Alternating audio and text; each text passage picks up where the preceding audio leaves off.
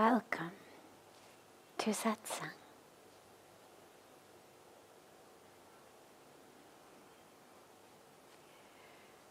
We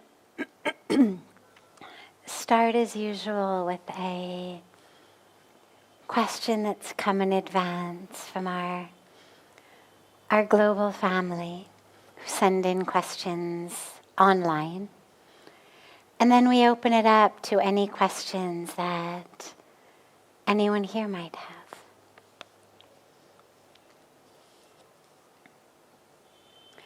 How to deal with feelings of being ignored and shut out.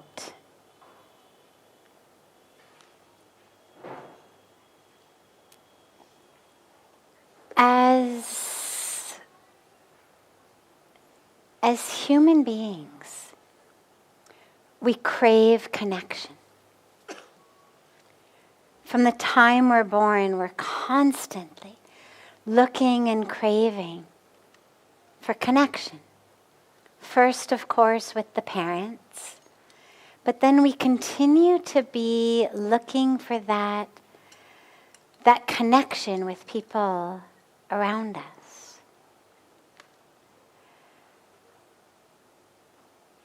When we have it, we feel wonderful. When we're surrounded by people who love us and appreciate us and speak nicely to us and want to be with us, we feel fantastic. When we feel like suddenly they no longer do, suddenly we're being ignored, shut out. In today's social media lingo, we're being ghosted. Right? We suffer.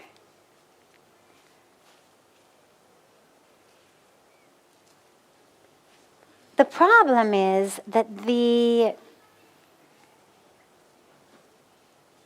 solution to that yearning for connection is not actually in our social circle. With an active social circle, with people not ghosting us, with people being engaged and responsive and connected to us, we're able to ignore, deny, not experience the suffering of the lack of connection. But the truth is that it's not from our social circle that actually that deep connection comes.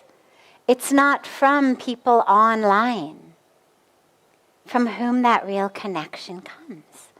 Which means that no matter how many friends we may have responding to us, inviting us to parties, going for meals, having us come to their weddings, liking our posts, it doesn't actually give us what that deep longing for connection is really about, which is connection with the divine. Connection with our true self, our higher self, that divinity within us. That's what the longing is. Our soul is infinite. It's using this body, it's here in this body for this particular go around, this particular incarnation, but the soul is infinite. Now, when it's in this body, and when we identify in ignorance with this body, we suffer. We feel suffocated, and we're constantly trying to look for ways to expand. So we buy lots of things, We buy them and we feel like I have somehow expanded, like this was me before. Now look at me with all my shopping bags. I've expanded in some way.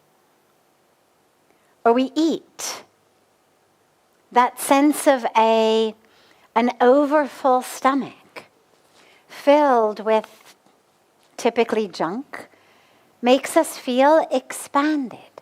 Now, these are obviously not ways that actually get us back in touch with the truth of who we are as that expansive, infinite soul. But when we don't know any better, that's what we do. We're just looking for ways to again feel the truth of the soul, to again feel that expansive self.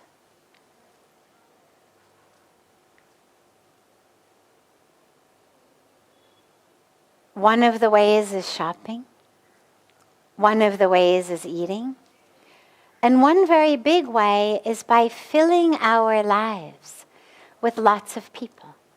See, if I feel connected to them, then I feel like I've expanded. See, all of these people are now me. So I feel in some very superficial way like I've attained that which I'm looking for. Look at all my friends. Look at all the people who showed up at my party. Look at all my followers online. Look at how busy my social calendar is. I've expanded. I'm no longer this separate being over here. But all of these ways, whether it's shopping, whether it's food, whether it's the social connection, they're not actually addressing the core issue, which is I am not connected to the truth of my soul. I'm not connected to that expansive truth of myself. I'm not connected to my source, which is infinity, which is constant, infinite expansion, right? It sounds a bit paradoxical. If we're already infinite, how can we keep expanding? But it's true. We are infinite, and yet with our awareness, we actually keep having expanded consciousness. And that's actually what we're looking for on the deepest level. That sense of connection that we're deeply looking for is not with a social circle. It's with the capital S self, that truth of my own being. So there's nothing wrong with social circles. If you have them, wonderful, no problem, enjoy them. Friends are great, enjoy them. But recognize that when you feel, as the questioner asked, ignored, shut out, ghosted, not invited to the party, left out, the ache, the pain, the suffering that you experience is not actually due to that person. It's actually due to the fact that since that person is no longer connected with you in any meaningful way, you are again face to face with the true sense of disconnection, which actually is the source of your suffering, which is the sense of disconnection from yourself. And so rather than trying to figure out how to win them back, how to beg or plead or convince or manipulate or whatever it may be, instead of that, allow yourself to actually sit in that experience of feeling disconnected. And recognize that it's not about that friendship, but it's actually so much deeper. and to really feel that internal pain of separation, so that you can then find the right answer, which isn't begging that person to be your friend again, begging them to remember to invite you to the parties and not ignore you, but actually to reconnect with yourself, with the divine in yourself. And when you have that, then yeah, friends are a bonus. It's beautiful. We've got so much love in our heart. Why not share it?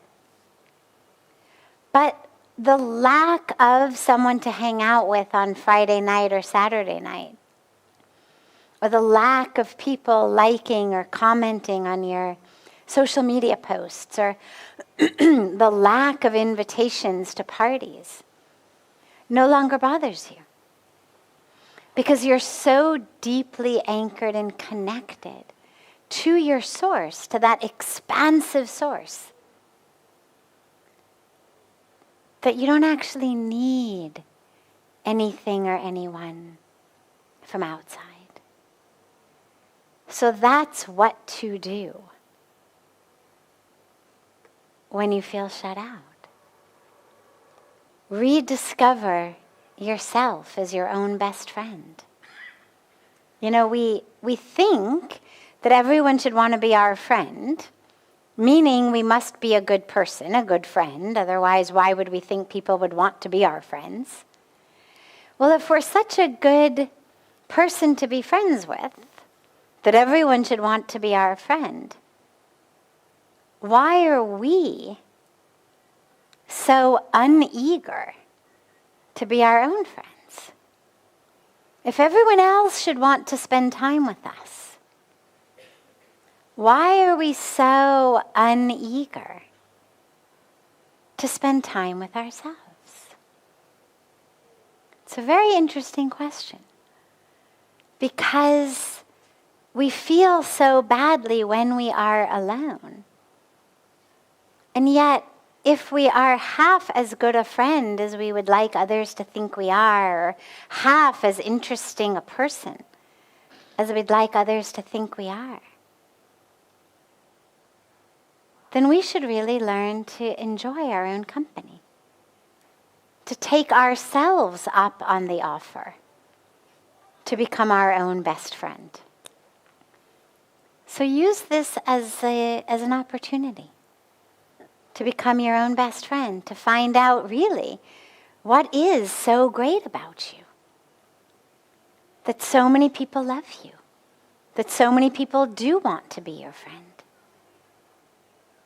What is that beautiful aspect of you? Not just the infinite soul, but even you in this body, in this life, with your karmic journey and package. Are you a good listener?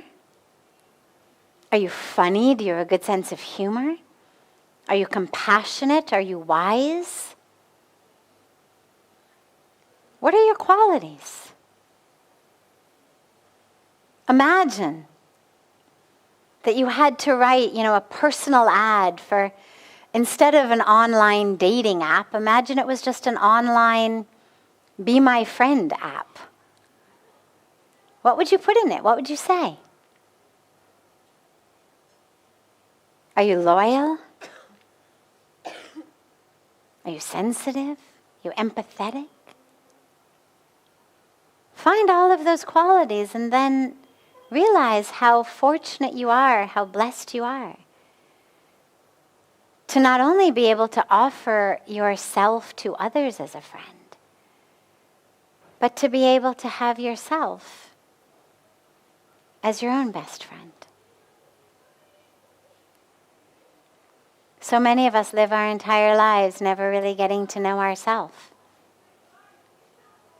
The infinite divine self for sure, but not even our individual here in this karmic incarnation self. We don't even get to know ourselves at all.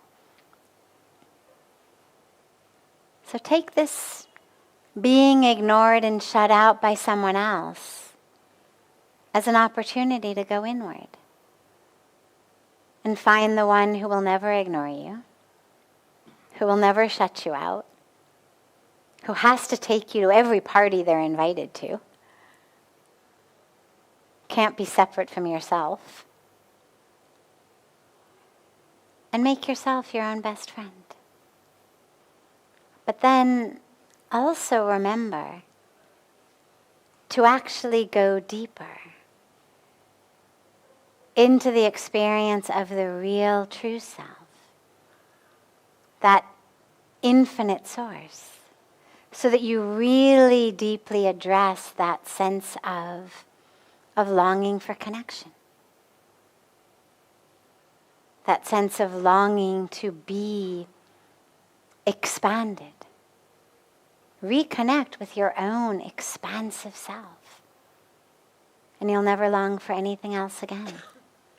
Certainly not someone who can't see the wisdom in staying connected with you.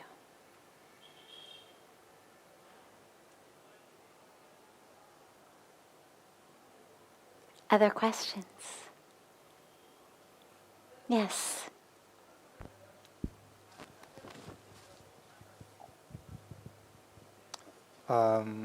My question is, I really feel that the way to liberate our suffering in minds is the path of bhakti. So we really need to open the heart, and my way of living is like that, but sometimes we have these old samskaras coming, and we have to deal to circumstances which are difficult, and sometimes I feel that this heart is like closed on that moment. So how can we deal that way with these difficult moments in life? Beautiful. So yeah, bhakti, path of devotion. That path of bhakti and love and devotion is such a powerful path, powerful way to connect to the divine, to connect to ourselves. In the Bhagavad Gita, Bhagavan Krishna emphasizes so much the gifts of bhakti. Through our Puranas, there's so much about that path of bhakti in our epics. So much about the path of bhakti. We're just given examples and teachings and mantras over and over again of that path of love.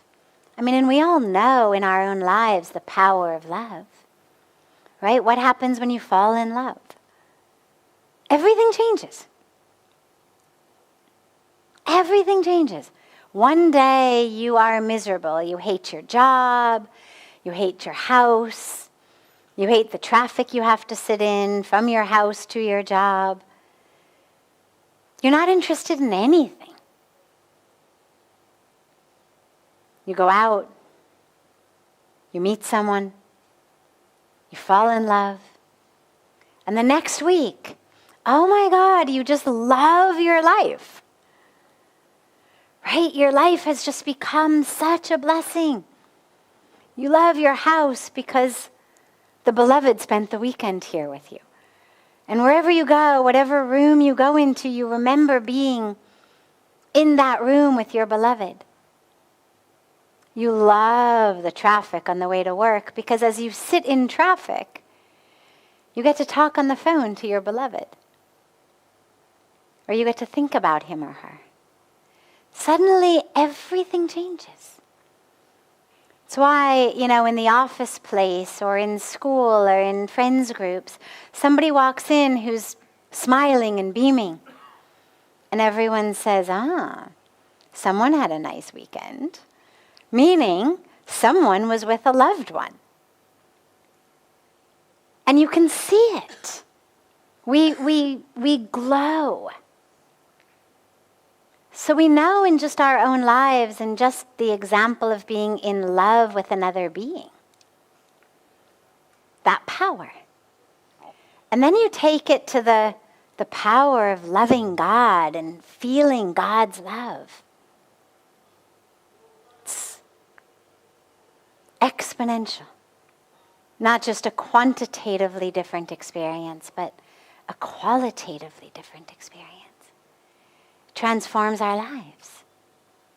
Because then no matter what we experience, we are going through it with the beloved. And this is the key to keeping the heart open. Our hearts close when we feel somehow slighted. In a relationship, if my heart is really open to you, and then you do something, maybe even something really minor, that makes me feel a little hurt, a little bit like maybe you don't really understand me, or maybe I'm not really such a priority in your life, or maybe you don't really love me so much. Well, my heart suddenly closes to protect myself. Suddenly inside it says, oh, wait, it's not so safe to be totally open-hearted here because I don't think he necessarily understands me the way I thought he did. Or I don't think he necessarily loves me as much as I thought he did. So our heart closes to protect ourselves. And as we go through challenges in life, we start to feel like maybe God isn't there so much, right? There's sort of an implicit assumption that when I love God and I pray to God and I'm a good person on top of it, that the things that I want are going to happen and the things that I don't want aren't going to happen. And that I'm not going to suffer. I'm not going to experience loss or pain or illness or death. And so when we do experience those things, there's a natural sense that we've been sort of let down by God. That maybe God doesn't love us as much as we thought he did or she did. Or that maybe God isn't quite as powerful as we thought he or she was. We start to figure out ways to explain how this thing could have happened even though we've been loving God and we thought God loves us. And the only solution is to realize that God's not a vending machine. That God's not there in full love of you to give you what you think you want. God's not Santa Claus. Not up there, getting your lists and if you've been good, going to give you what you asked for. God is giving you that which is going to bring you closer to God. And in many cases, it's struggle. One of my most favorite moments in the Mahabharata, our great epic, is after the war.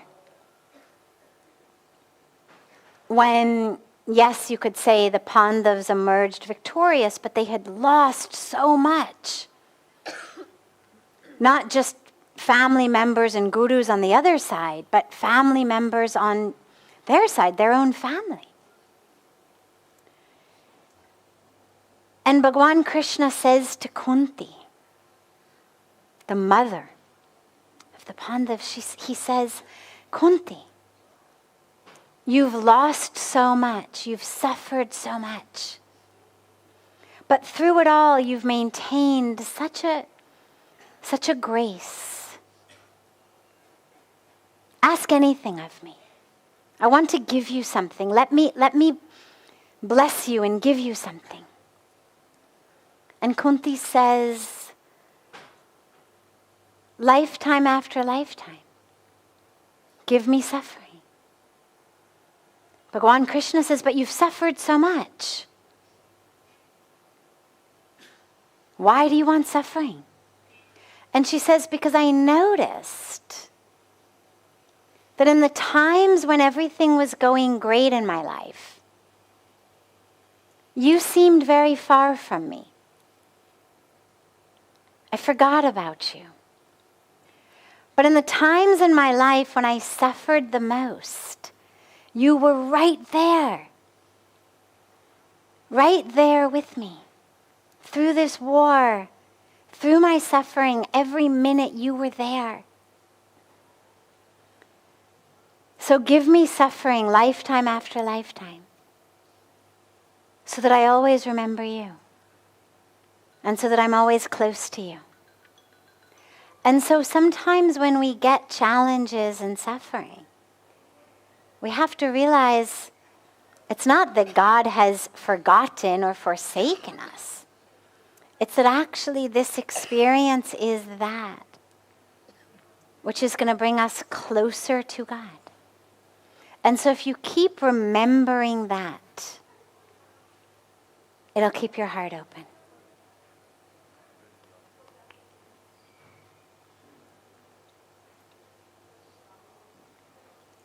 Other questions?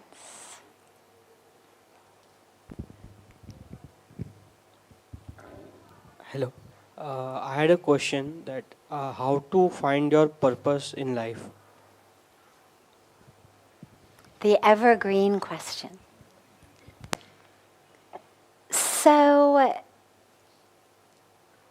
first of all, everyone's purpose is the same, which is to wake up, to remember who we are as divine, as soul, as these divine beings who are never born, who never die. You know, we know from science that energy can never be created or destroyed, right? Well, think of the soul as energy, as this powerful energy, divine energy. It can never be created. It can never be destroyed. It is. But the form that it takes changes. In the same way that, normal energy, what we would call not the divine energy, but just regular energy, that cannot be created or destroyed, it changes forms. Waves, energy waves, they change forms, they occupy different objects. But it can never be destroyed. That's who we are, that divine energy, embodied temporarily in this body. But the purpose of our life is self-realization, or God-realization, whatever you call it, it's the same thing. And that's where our practice, our meditation is always about recognizing that we are not the body, that we are not the stories, we are not our careers, we're not our bank accounts, we're not our prestige, we're not our place in society, we're not our possessions, but we are soul. We are divinity. That is everyone's purpose on earth. And as energy takes different forms and therefore performs different actions, you could say, in its different forms, so our soul, in different bodies, performs different duties, different karmic duties, different dharmas. We have, during the course of our life, different dharmas. Right? We have our student years, our brahmacharya dharma, brahmacharya ashram, our grihastha ashram, our vanprastha ashram, our sannyasa ashram. So we move through those. But even amidst that, each of us has our own individual dharmas. And that's something to be open to. You will come to know it. Everything in the universe knows what it is. A peach seed blossoms into a peach tree without a manual. It doesn't sit there and wonder, apples, oranges, the guy next to me is doing apples, the lady over here is doing oranges. It knows. I am peaches. How does it know? I don't know. But it knows. There's a wisdom in the universe. Caterpillars climb trees, weave cocoons, become butterflies. Earthworms don't. Millipedes don't.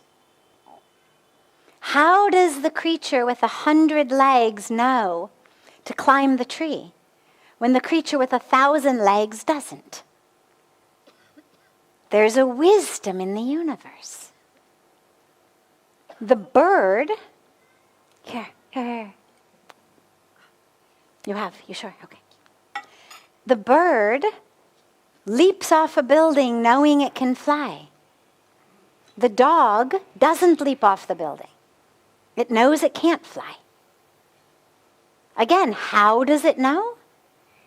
Couldn't tell you exactly, other than there is an intelligence in the universe.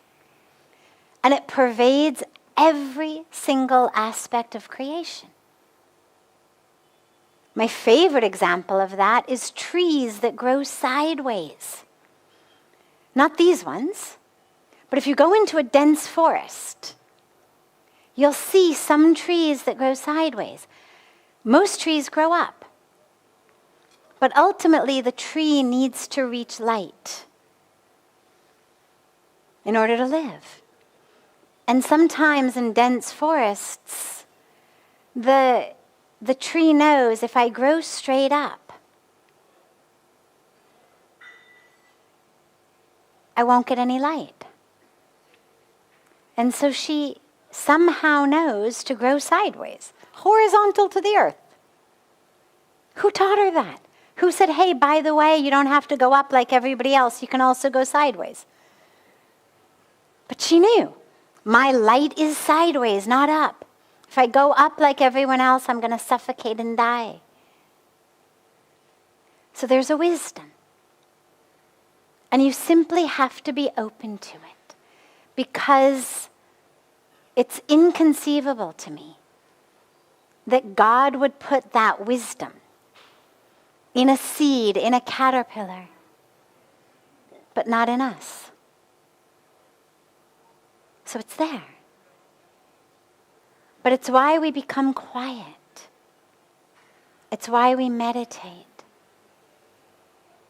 It's why we pray. It's why we observe periods of silence. It's why we come to ashrams on retreat. It's so that we can hear that voice. To actually know. And then you follow it. And it may not be a voice for forever. It may not say, the next 60 years of your life are going to go like this. It may simply say, go here, now. Start this. Do that. Meet that person. Offer this. It may seem very small and subtle, but through answering it, you discover a whole new world opens. So just stay open. And in the meantime, follow what we would consider laws of universal dharma. Be compassionate. Be generous. Be sincere in fulfilling your duty. Be truthful. Right? This is what we would just call universal dharma. Help others as much as you can. Live simply so that others may simply live. You just keep doing that until your individual expression of that comes knocking on your door. Like the sign to the caterpillar one day after God knows how many days of crawling on the ground, go up. Okay. You'll hear it. Just make sure that there's enough quiet and stillness inside to really listen.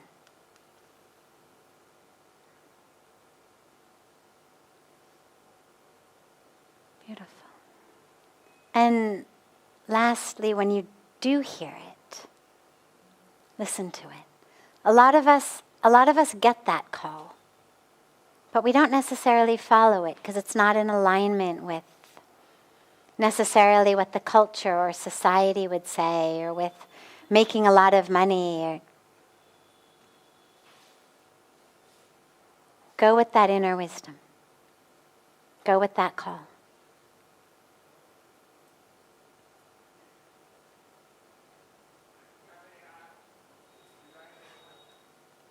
Have a beautiful rest of your evenings.